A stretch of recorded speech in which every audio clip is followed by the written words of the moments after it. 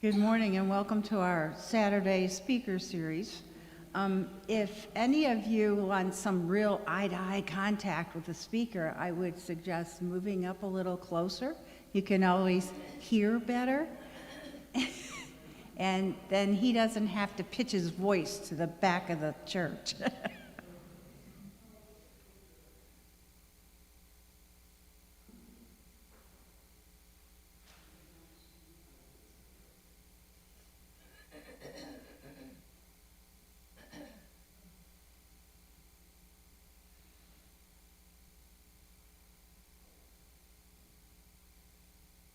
Okay, welcome to the St. Joseph's Saturday Speaker Series, brought to you by SJEN, St. Joseph Radio. Today we have a speaker, Fred Vilbig, who's a native of Texas, and he graduated from the University of Dallas in the philosophy of Thomas Aquinas. He has also a degree from St. Louis University, his JD there.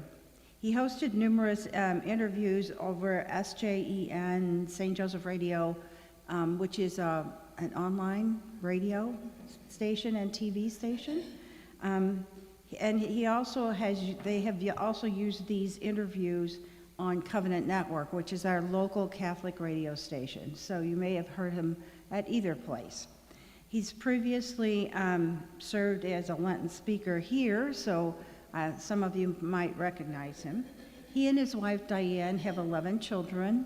They're in Holy Infant in Ballwin, Missouri. He's a Clayton-based lawyer with an emphasis on estate planning and corporate law. And he has served as president of the St. Thomas More Society here in the Archdiocese of St. Louis. Today, Fred's topic is very seasonal. It's called The True Gift of Christmas. Fred?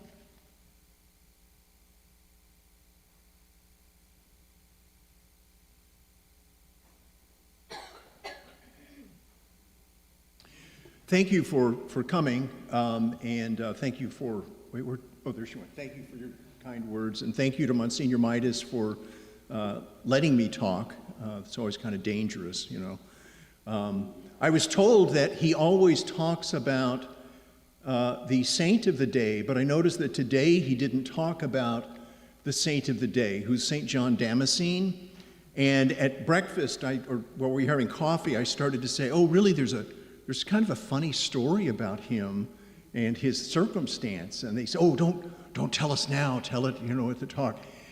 So St. John Damascene lived in Damascus at the time when the Muslims were in charge, and the Christian emperor in what was still Constantinople at that time, the Muslims were trying to attack the Christians all the time. And so I think it was sort of as an accommodation to the Muslims that they developed this, it was called the Iconoclast Heresy.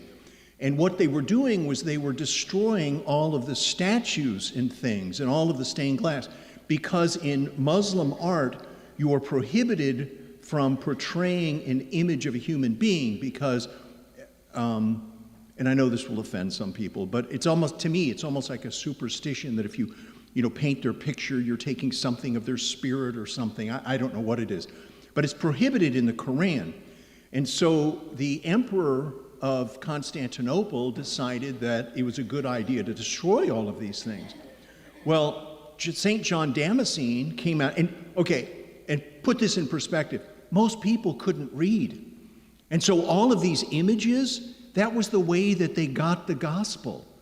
And the stories of the saints were told through the statues. It was a beautiful, beautiful way to evangelize.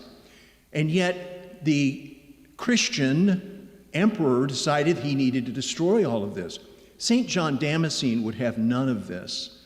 And there were others who condemned the emperor, and they were exiled or put to death. But St. John Damascene actually was protected by the Muslims from the Christian emperor, so that he could write and condemn the Iconoclast Heresy. I just think history is very interesting, those little twists and turns and things. So anyway, That's not what I'm talking about today. I think the saints are fascinating. If you take the time to really learn about the saints, their lives are really, really fascinating. We see the statues. You've got Joseph and Mary, but you'll see these statues, and it's kind of a glorified image of the saints. But if you read their lives, they're like you and me. It's just that they struggled to love God and neighbor beyond anything anything else in the world. And it's really, to me, it's really beautiful to learn their stories. And some of the things, one of the saints had to hide from the French Revolution. She was paralyzed from the hips down. They buried her in hay and snuck her out of towns on a hay cart, to escape the revolutionary stuff like that. It really, John Vianney, he got sick and he ended up not being serving in Napoleon's army, and he hid away. He was a draft dodger, So anyway, they have some great backstories, and I always like to talk about them. But that's not the topic. I'm sorry, I get very excited about the saints. That's not the topic today. Today I wanted to talk about the real meaning of Christmas. And I really appreciate your coming here today, because I know, you've got all that shopping to do, and you've got all the decorating to do, and you've got all of those meals to plan here. I've got my shopping list here. And, we're all, that's what Christmas is all about, getting all of those things, because that will make you happy. There's some people who say, no, that's not quite right. Really what it's just about good feeling. It's about being generous and kind to one another. But if you look around, I think that we all realize that there's something wrong with that image. Just this week, we had shootings up in Michigan. We had the guy who drove his SUV into the crowd in Waukesha, was that it? And the trial in Kenosha, all of these problems. We've got the riots. We should be in the happiest country in the world, ever. We have hot and cold running water. So yesterday, I was talking to somebody about giving this talk earlier this week, and he said, you realize that if you have a jar of ping pong balls, 100 ping pong balls, only 20, and they all represented different countries, only 23 of those countries have clean water. We have clean water. We take this for granted. I know that we've got supply chain problems. I don't know I have no idea what the toys are. They always have some toy each year, that everybody runs out on Black Friday to, they fight. When my sons were teenagers, they thought it was fun. It was good sport to go out on Black Friday just to watch people, And my one son is 6'8", and there was this little woman who elbowed him. He got bruised, elbowed him, And it was after that I think they decided it was dangerous to go out. But there's always some toy. I don't know what the toy is this year, but we've got the supply chain problem, and people are all concerned about that. But we have all of this stuff. We are the most prosperous country ever. If you study history, you talk about the Roman Empire, how wonderful it was. If you read about their daily lives, it was really kind of bleak for most people. I realize we have poverty. I realize we have problems. We are way better off than anybody has ever been. And yet look around us. People are so unhappy. Whenever they have these shootings, nobody ever asks the question, why was this person so angry that he thought he had to solve his problem with a gun or an SUV and hurt people in order to make himself feel better? Why is our society producing people like that?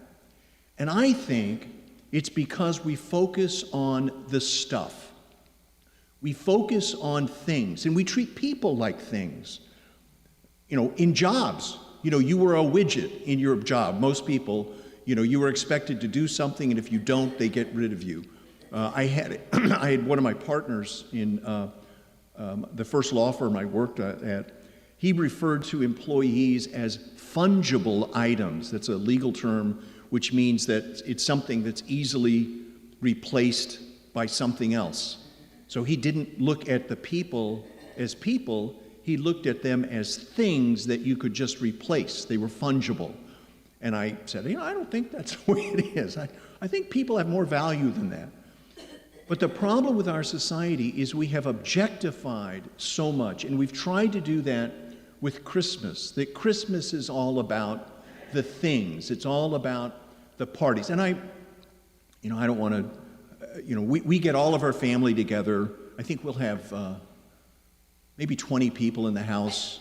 They bring friends too. But we'll have probably 20 people in the house for Christmas. And my wife, is really big into cooking all of this. And so I don't mean to minimize that. But really our focus shouldn't be on the things. Our focus should be on Jesus, the person of Jesus, and his coming in time. Now, Advent really is about three comings of Christ. The first coming is the coming of Jesus into the world at Bethlehem on Christmas Day. I think we tend, and I know we probably make a big deal out of this, I think we maybe minimize the significance of that. And here's why. Think about God. So, when we go to church on Sunday, we pray the Nicene Creed. And the opening line of the Nicene Creed is, I believe in God, the Father, the Almighty, the maker of heaven and earth, of all things visible and invisible. There is nothing besides God. God is it. If you think that there's something besides God, that is your imagination. The only reality is God. And he created everything with a word. So, Monsignor, you might know this better than I do, but I'm not a Hebrew scholar, but my understanding of the Hebrew is it's almost like the world was created almost before the word came out of God's mouth, so to speak. He isn't corporeal, but that's how powerful God is. Immensely powerful. And God is, so I don't know if you guys do this or not, I love sunrises. I grew up in Texas. Joanne mentioned that I grew up in Texas. And Dallas is flat. I don't know if you've ever been there, but it's pretty flat. Sunrises and sunsets light up the whole sky. It's really beautiful.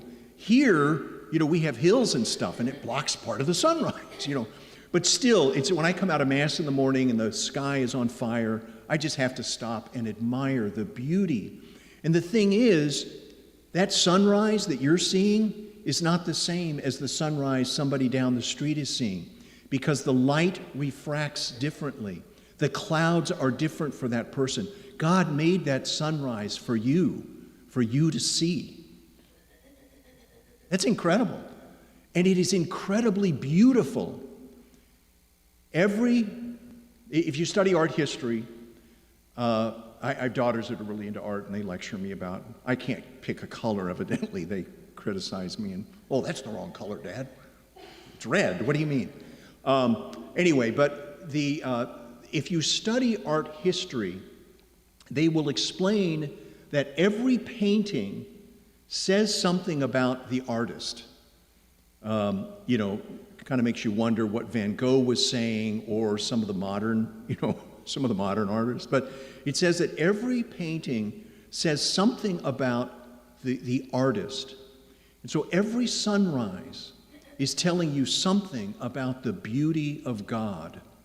Every sunset, every beautiful night sky. I also love storms. It reveals to me the power of God. And that was another thing in Texas. You'd see these thunderstorms coming for miles. And I used to sit and watch. My mom sat and watched a tornado come once. That was not a good idea. Anyway, but I would watch the thunderstorms come in, and they're just beautiful. The rolling of the clouds and the colors and the lightning. I just thought it was really beautiful. All of that says something about the author, the creator, the artist. God is immensely powerful. He's immensely beautiful. He is infinitely beautiful and powerful.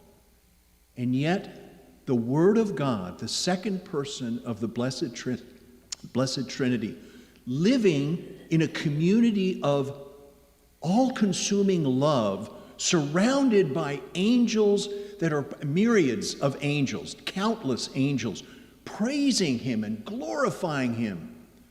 The second person of the Trinity emptied himself and became man and was born of a virgin. That's incredible that God gave all of that up to be one of us.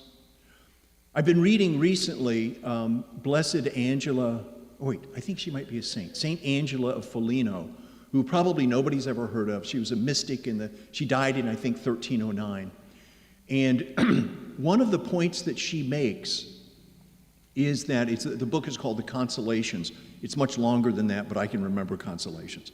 So anyway, it's called Consolations, and in there she talks about how from the moment of Jesus' conception, because of everything that he gave up, his suffering began.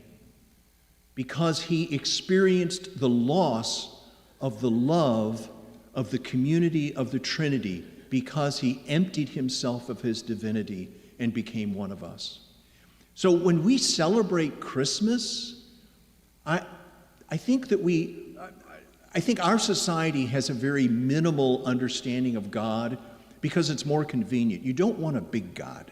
You want a God that can fix little stuff, but if you've got a big God, that's going to have requirements on you.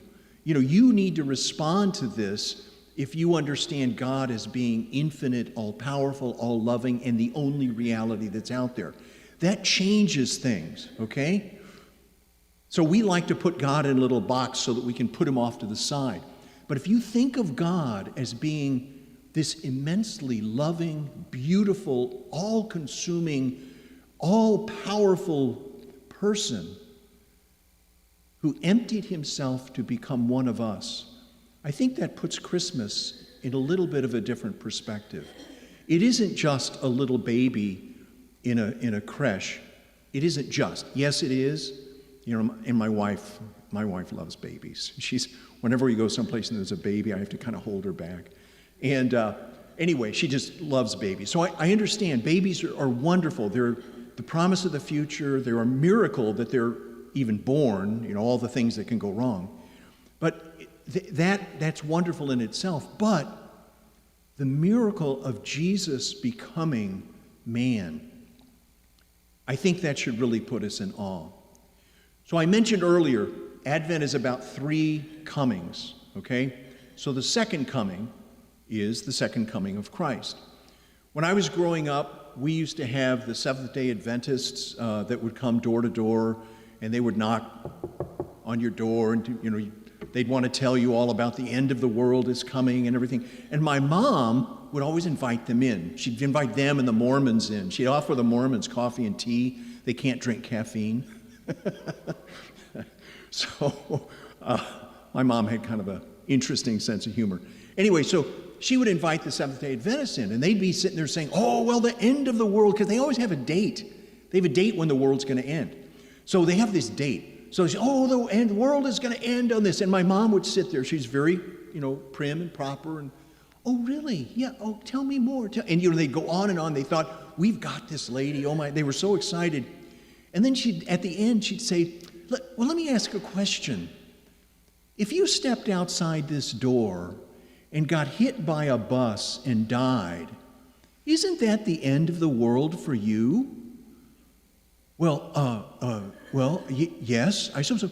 So what are you doing to prepare for that? And then they'd try to get you back on this date thing when the end of the world was coming. No. You may not live to that point. You could drop dead of a heart attack. When is the end of the world for you, and what are you doing to prepare for it? The Mormons and the Seventh-day Adventists and the Baptists always left our house a little confused. The Southern Baptists would come, and they always had their Bible verses, and my mom would say, in James, where it says that faith without works is useless, or where Paul says, I think it's in Colossians, where he says, I am making up, in my sufferings, I am making up what is lacking in the sufferings of Christ. They had never heard of those gospels, and they said, that's not in the Bible. And my mom would say, no, yes it is. It actually is. But they'd always leave confused. But my mom had a really, really good point. We don't know when the second coming is going to come.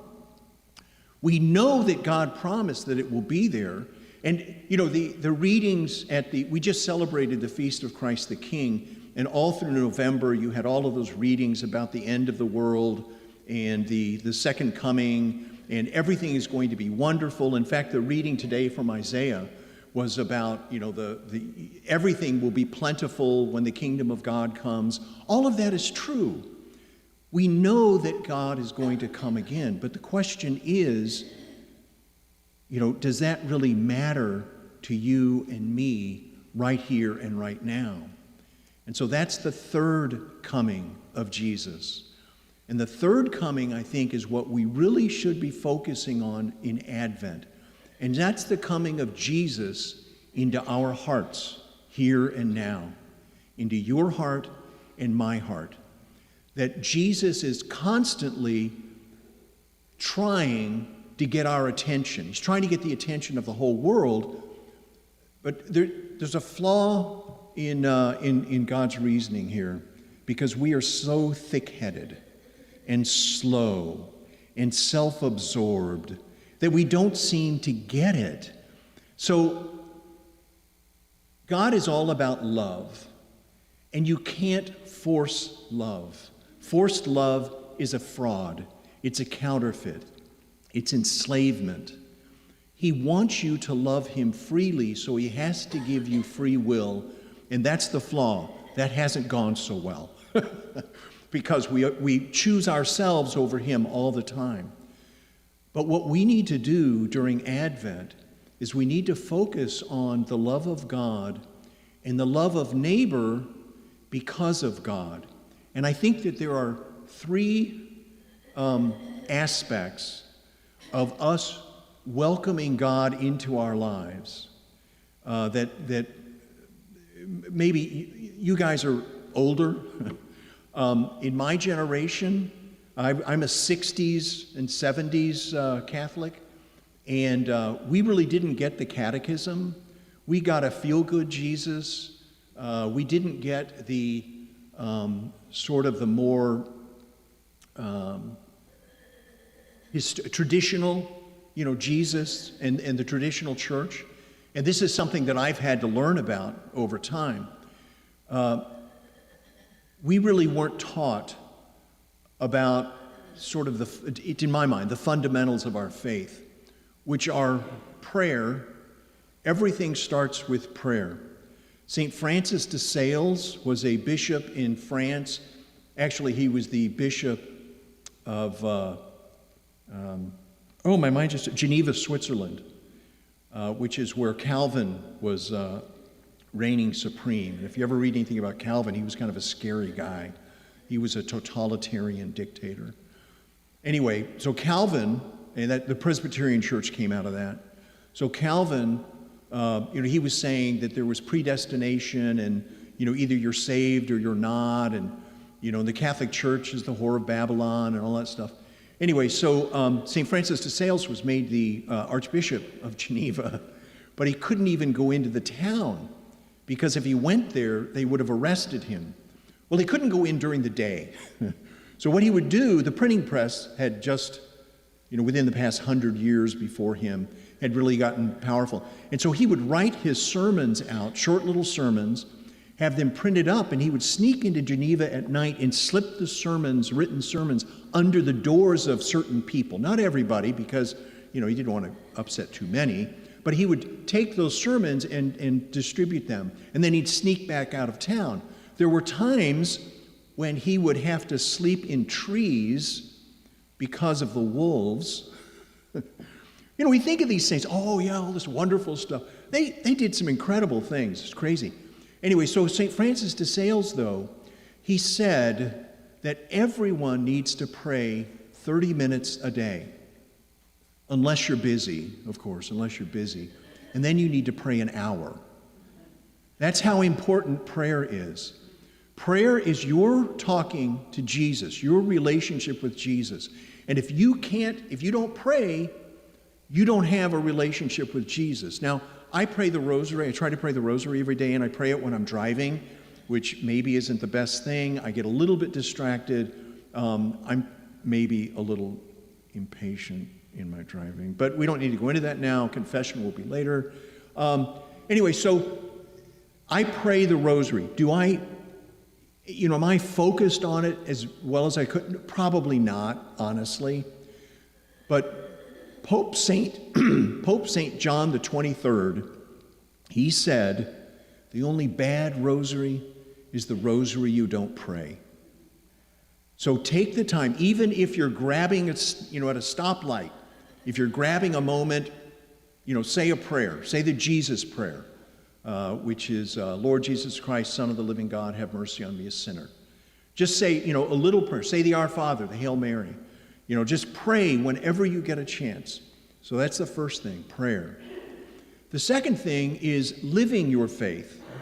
And I think during Advent, we can focus on what is it, the call of Jesus to us to live our faith.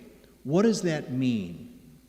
How do we live that out in our day-to-day life, in the office or at home or wherever you might be? I don't think any of you are in school now, but if you're at school, whatever it might be, you live your faith. Now, what does that mean? Does that mean walking around being very pious all the time? I think holiness, God is love. God is infinite, pure love. God is a burning, all-consuming love. Holiness, to me, is selfless love as shown by Jesus on the cross. Like I said, he emptied himself of his divinity. He lived among us with a bunch of... The apostles are a funny group. It's not like you have rocket scientists among them. They're kind of ordinary people. And so many times, they just didn't get it. When he's arrested, they all fly. They flee. They scatter like chickens. Which I like. I take comfort in that. But the apostles, he lived with these apostles who didn't get it. He had the Pharisees who were always trying to trick him. And then he died this painful and ignominious death on a cross. And we have him covered up here with a cloth. He was naked. He was totally naked. How embarrassing, hanging up there totally naked, nails in your hands and your feet. It was a horrible, horrible death. He did all of that out of selfless love for us. And to me, that's what holiness is selfless love. Now, St. Ignatius of Loyola, I started to say Antioch, but he was several hundred years before that. But St. Ignatius of Loyola, he said, the devil is very tricky, and sometimes you don't recognize him until you see his tail going out the door. So we deceive ourselves. And so during Advent, I think what you need to do is pray that God will help you to see those moments when you can love selflessly. And that's holiness. That's what we're called to. It's not about you. It's not about me. It's about God and loving God in our neighbor. That's holiness. And then the last thing, the third thing, is suffering. Because Jesus came and he said, unless you pick up your cross, and it wasn't a one-time thing, he said, daily, you are not fit to be my disciple. So we are called to the cross every single day. Now you might think, no, I'm not getting stoned like St. Stephen. I'm not getting crucified upside down like St. Andrew or St. Peter. I'm not being flayed like St. Bartholomew. No, it's the little things in your life, the annoyances, the things that just drive you nuts. I'm sure that all of your spouses are wonderful and perfect, and I'm sure that my wife thinks that I am just the most wonderful husband on the face of the earth. No, we all annoy each other Offer it up. You guys remember when you were kids, your parents probably said, offer it up? I mention that to people now, and they have no idea what I'm talking about. Because we've lost that idea of offering up those little daily sacrifices for the glory of God. I offer them up for the salvation of my family. I've got a lot of praying to do. I've got 11 kids, and sadly, few of them are practicing their faith, which I don't understand. My wife and, I come out and give talks. I've been on the radio. My wife and I, we would take them to Mass every weekend. When we went on vacation, we would make it a point to drive miles to get to Mass. They knew how I would take them. Now, I had to bribe them for this. I'd take them to 6 o'clock Mass at our parish by promising that I would take them out to breakfast afterwards. It worked. And so they knew how important our faith was to us, and yet the majority of them are not practicing. And it breaks our heart. So I think that we've lost that idea of uniting our sacrifice to the sacrifice of Jesus on Calvary through the Mass. And that's what we should be doing. So I would like to say Christmas or Advent is about preparing for Jesus to come into our hearts at Christmas Day. And the graces that are available to us on Christmas, I mentioned this to somebody we have a Bible study on Tuesday mornings. We do start with a Bible verse. I'd like to point that out. It goes off the rails almost immediately. I've got a bunch of old guys, and they love to talk politics, and they get into all kinds of stuff. But we start with a Bible verse. So anyway, I was mentioning this talk, and I talked to them about how many of them say the morning offering. O my Jesus, through the Immaculate Heart of Mary, I offer you my prayers, works, joys, and sufferings of this day in union with the holy sacrifice of the Mass throughout the world. I offer them for, and then you put your intentions in.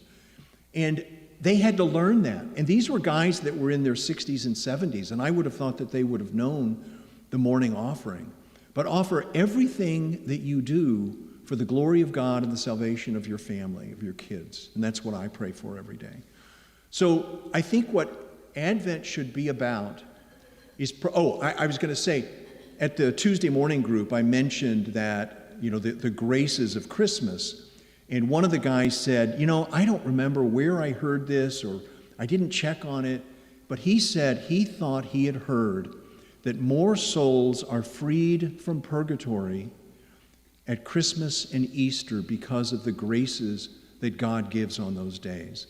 So it's the grace that you can receive on Christmas Day by going to confession so that you receive communion worthily, going to confession, receiving communion, celebrating the Mass. The graces that you can receive are substantial, but the way that you prepare for that is through a good Advent. And the way that you have a good Advent is through prayer, holiness, and sacrifice. Anyway, thank you for staying. God bless you. See you guys next time.